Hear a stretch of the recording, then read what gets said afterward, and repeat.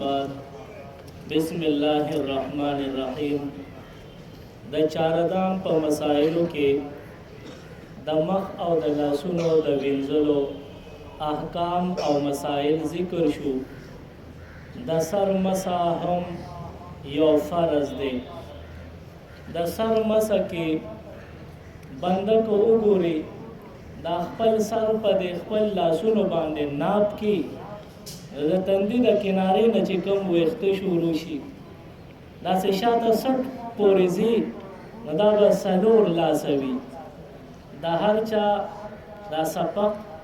دا به څلور لاسه سر وي. نو په دې سر کې څلورمه حصه مسح کول دا فرض دي. اکثر علماء د ټول سر مسح فرض ذکر کړی دا او زمون امام اعظم ابو حنیفه رحمت الله علیه فرمایي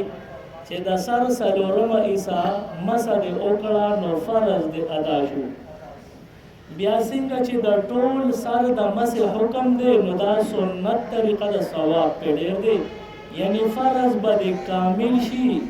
او اتمام ته به ورسي، په دې به تمام شي، ثواب به پوره ملو شي. لکه څرنګه هر یو اندام یو ځل وینځل فرض دی او درې ځله وینځل سنت طریقه ده، هغه فرض به تمامیږي او ثواب کې اضافه کیږي. نو داسې د ټول سر مسح دا سنت طریقه ده. د سر په مسح کې یو مسله چې څنګه پرون ما ستاسو وړاندې ذکر کړه، نن هم تاسو دې طرف ته خیال وکړئ. د سر په مسح کې دا مسله ده چې ستاسو په سر باندې چاته ټوپې نه وي یا بل څه نه وي، ځکه چې په سر باندې براه راست ته به مسح کې. دا مسله ستاسو سره زیات تعلق نه لري، خو ستاسو سکول لایف نه بعد شاید چې اثر د دې وي او ستاسو اوس هم کور کې رور وي یا پلار وي، د هغوی د چا په سر باندې ویښته نه وي، نو کله کله هغوی هیر پلانټیشن وکړي، ویښته کري، نو د دې بیا ځان له احکام دي. که تاسو کتلي وي د بعضې خلکو سر د بیمارۍ د وجې یا قدرتي ګنجې وي، چې په سر یې ویښته وي، دته ځان بد ښکاري، د دې د وجې نه ځان له حسن پیدا کوي، نو دې بیا په دغه کم ځای ګنجې د په هغې کې ویښته لګوي. نو دا ویښته په دریو طریقو باندې لګي. هغې کې یو طریقه چې بنده د خپل سر شاته حصه باندې یا په بدن نور ځای نه ویښته وي هغه روباسي او د قابل ډاکټر په ذریعه دغه ویښته په هغه ګنجي ځای باندې وکري، دې ته پلانټیشن وایي. نو دغه ویښته یې وکرل، نالې کړل، نو دا خو د ده د خپل بدن حصه ده او د ده د خپل بدن ویښته دي. نو دا جایز دی چې دی په ګنجي ځای باندې ولګوي، دی په دې ګناهګارېږي نه، او چې په دې باندې مسح کوي مسح پې کېږي، او که غسل کوي اوبه پې ور واچوي غسل یې پې کېږي. وجه دا ده چې خپل بدن ویښته دي د یو ځای نه بل ځای ته کړل او سرمن پټه نه شوه چې ګنې اوس ورته اوبه نه رسي، نو دا جایز دي. او د ویښتو دویمه طریقه دا ده چې کله کله سر ګنجي وي او بنده ډېره خرچه نه کوي، نو دې یو جالۍ باندې ډاکټران د ده د بدن ویښته راوالي، د کیمیکل نه جوړ شوي ویښته راوالي، یا د څاروو ویښته راوالي، یا د پلاستیک نه جوړ شوي ویښته راوالي، په هغه جالۍ باندې ولګوي، هغه پاخه شي او مضبوط او کلک شي. د هغې نه پس د ده د خالي سر په هغې باندې بیا سلوشن ولګوي، بل څه کیمیکل پې ولګوي، مثلا ستاسو د پوهې دپاره به ووایم ایل پې ولګوي، ټول سر باندې دغه سلوشن ولګېدو، د هغې نه بعد بیا دغه ویښته چې په جالۍ فټ شوي دي هغه جالۍ وله په سر باندې فټ کړي، او دا جالۍ دا ویښته دا تقریبا دوی د 3 کله د 4 میاشتو لپاره په سر پوخ لګولي، 3-4 میاشتې تېرې شي کوزې کې او بیا بله لګوي. نو په دې باندې اوس مسح کېږي که نه؟ او په دې باندې اوس غسل کیږي کنه دا اهمه مسله چې دا بندا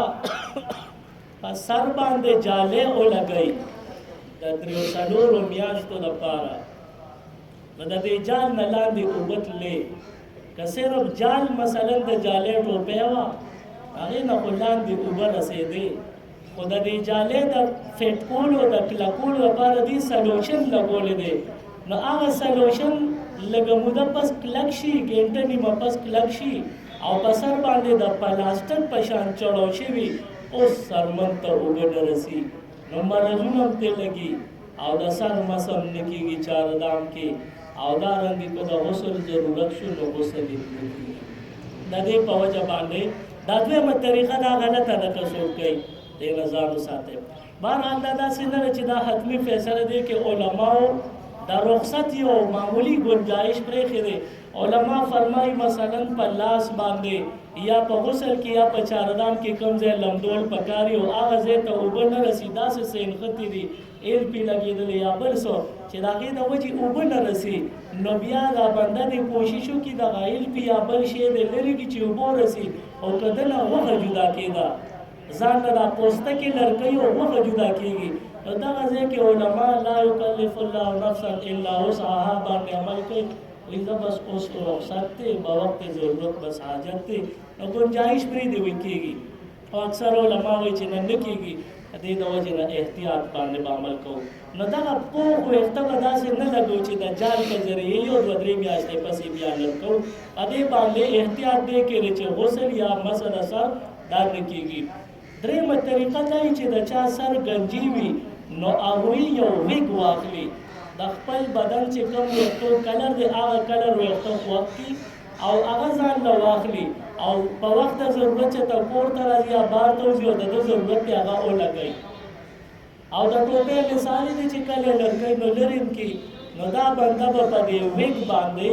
چې چاردام کوي نو د ویګ د پاسه به مسح نه کوي دا بل اتفاق نه کېږي پې او که غسل کوي نو دا ویګ به لرګی که د ویګ د پاسې غسل وکړو او ویګ د پاسې اوبه واچولې نو هغې نه لاندې اوبه لاندړې نو بیا د غسل هم ونه شو سر مسح دې وکړه چاردام دې هم ونه شو دا د سر احکام دي او انشاءالله د سر باقاعده مسح سبا انشاءالله سبحان ربک رب العزة عما یصفون وسلام علی المرسلین والحمد لله رب العالمین اللهم ربنا آتنا في الدنيا حسنة وفي الآخرة حسنة وقنا عذاب النار وأدخلنا الجنة مع الأبرار يا عزيز يا غفار برحمتك يا أرحم الراحمين